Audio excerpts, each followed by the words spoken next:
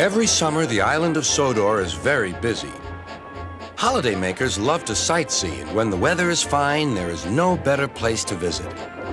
Some people like to go to the mountains. Others like the valleys.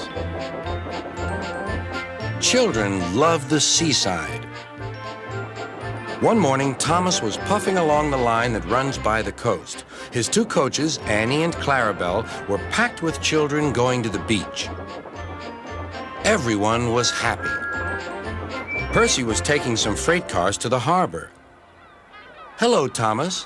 You look cheerful. I wish I could take children today instead of freight cars." "They're the Vickers Sunday School," explained Thomas. "I'm busy this evening, but the station master says I can ask you to take the children home." "Of course I will," promised Percy. Later, Percy saw Harold. "Sorry, Percy. Can't talk. I'm on high alert." "Why?" "Bad weather's due. My help's always needed." "Mind how you go, Percy." "Huh," huffed Percy. "As long as I've got rails to run on, I can go anywhere in any weather anyhow. Goodbye."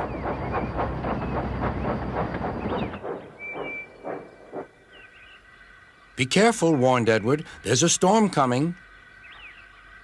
A promise is a promise, thought Percy, no matter what the weather. The children had a lovely day, but by tea time, dark clouds loomed ahead. Annie and Clarabelle were glad when Percy arrived. He was just in time. The rain streamed down Percy's boiler. Ugh, he shivered and thought of his nice dry shed.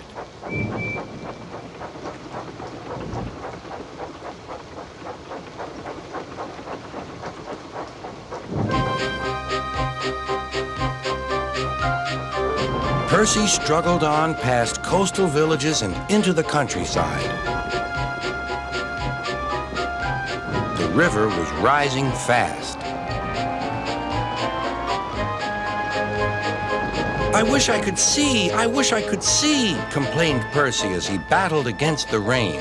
More trouble lay ahead.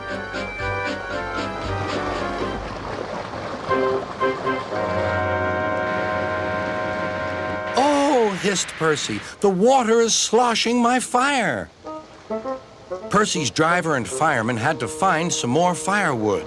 "I'll have some of your floorboards, please," said the fireman to the conductor. "I only swept the floor this morning," grumbled the conductor, but he still helped.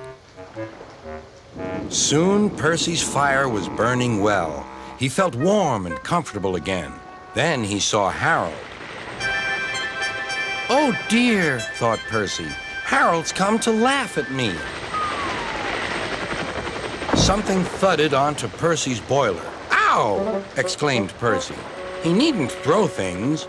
"It's a parachute," laughed his driver. "Harold's dropping hot drinks for us."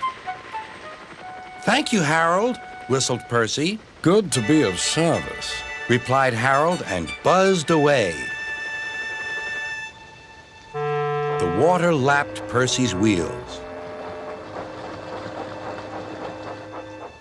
Percy was losing steam again, but he plunged bravely on.